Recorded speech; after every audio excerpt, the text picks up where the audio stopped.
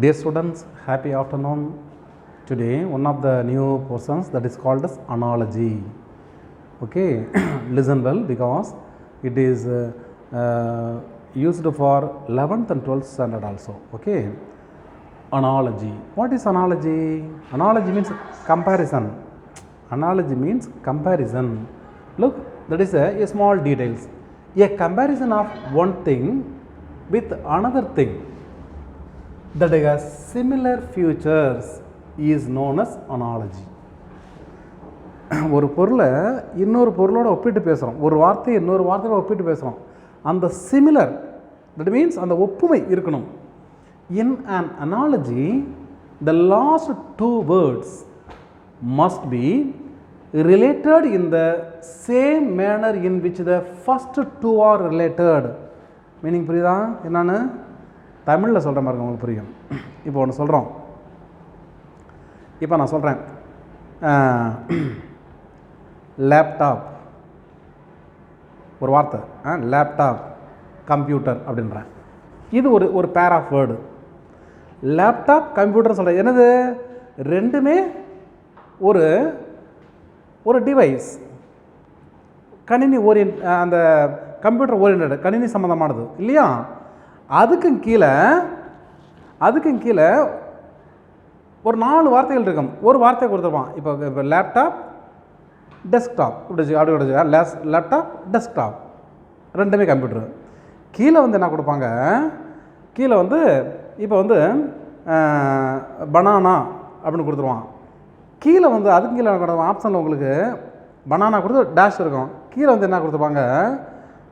Meet apple, okay, brinjal, ladies finger and pumpkin அப்படி கொடுத்துருவான்.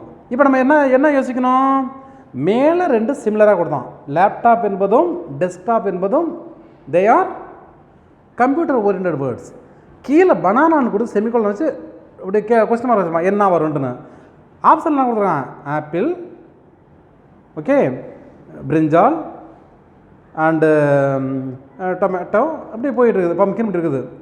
இப்போ என்ன பண்ணுறான்? பனானா என்பது ஃப்ரூட் சம்மந்தமாக கீழே இருக்குது ஆப்பிள், அதை சூஸ் பண்ணிக்கணும். இப்போ உங்களுக்கு புரிஞ்சிருக்குன்னு நினைக்கிறேன் இல்லையா? அடுத்து இன்னொன்று என்ன உங்களுக்கு ஒன்று சொல்கிறேன் பாருங்களேன், தமிழில் சொல்கிறேன் பாருங்க.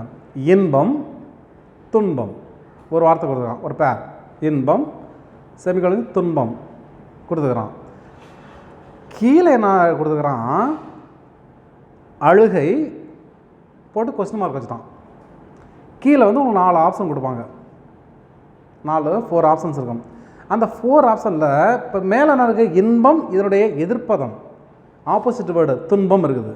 அப்போ அழுகை வந்து என்ன இருக்குதோ, என்ன வரணும்? சிரிப்புங்கிற வார்த்தை மாதிரி இருக்கணும்.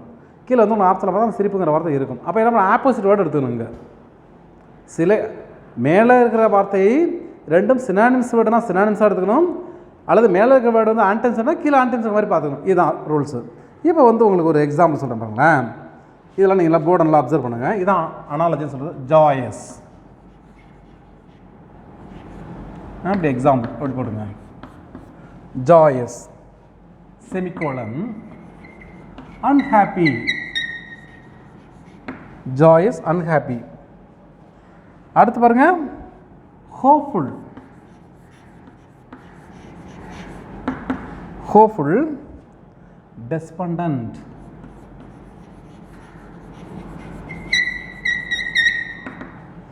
joyous unhappy. ஃபஸ்ட்டு 2 வேர்டு எப்படி இருக்குது? ஆன்டனிம்ஸில் இருக்குது.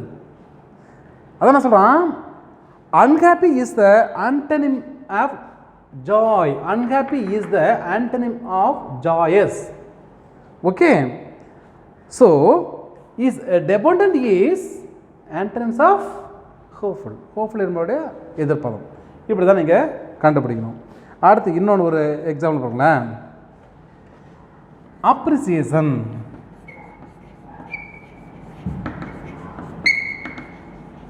அப்ரிசியேஷன், adulation,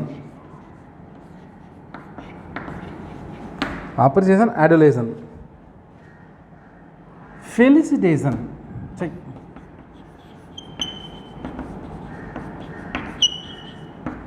felicitation, என்ன வரும்? அப்ரிசியேஷன். அது அப்ரிசியேஷன் பாராட்டுறது. அடலேஷனாலும் அதுவும் பாராட்டுறது தான், ஊக்கப்படுத்துறது, பாராட்டுறது. அப்போ ஃபெலிசிட்டேஷன் என்னது? இது பாராட்டுதல். அப்போ இதுக்கு ஈக்குவலான மீனிங் என்ன பண்ணா? கங்க்ராச்சுலேஷன்.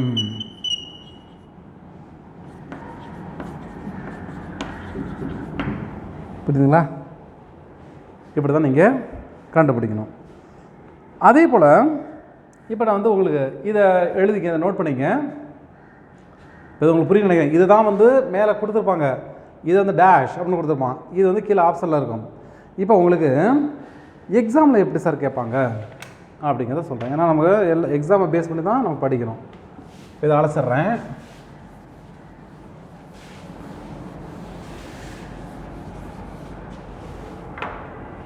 இங்கே பாருங்கள்,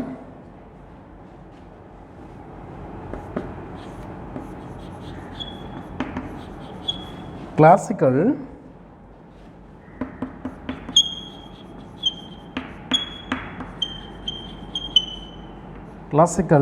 traditional, so as ancient dash இப்படி கொடுத்துருவான். இப்போ உங்களுக்கு என்ன கொடுத்துருப்பான் கீழே? A modern, B anciently,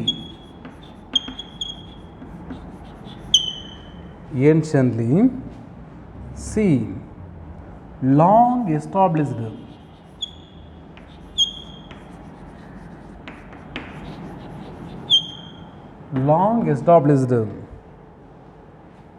D latest.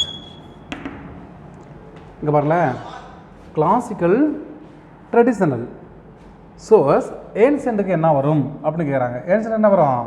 நமக்கு பார்த்தா ஏன்ஷியன்ட்லி வரும்னு போட்டுருவீங்க, அது வரக்கூடாது. That is long established. இதுக்கு உங்களுக்கு வர மாதிரி ஆன்சர் பார்த்துக்கணும். அதே போல் இப்போ இருக்க one more exercise.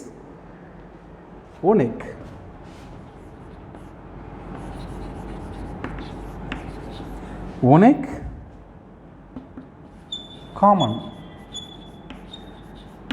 common, so as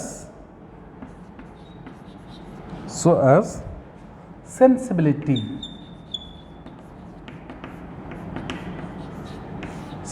dash அப்படின்னு சொல்கிறான். ஆப்ஷன் ஏ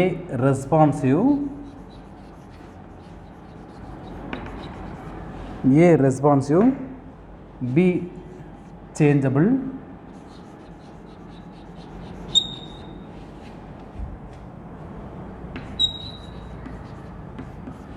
சி ஃபீலிங்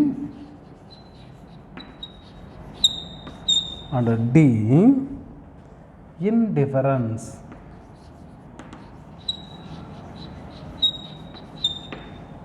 பாருங்க என்ன வரும்? யூனிக். ஆன்ட்ரன்ஸ் கேட்குறாங்க. அப்போ யூனிக் எது? காமன். அப்போ சென்சிபிலிட்டி அப்படிங்கிறது தட் இஸ் சேஞ்சபிள். இந்த மாதிரி தான் நீங்கள் இதை கண்டுபிடிக்கணும். இதான் வந்து அனாலஜின்னு சொல்கிறதுக்கு நிறைய எக்ஸசைஸ் இருக்குது. நீங்கள் இதை ஓரளவு ப்ராக்டிஸ் பண்ணால் உங்களுக்கு அனாலஜினா என்னென்னு you can find out the answers. Okay, thank you for வாட்சிங் இட்.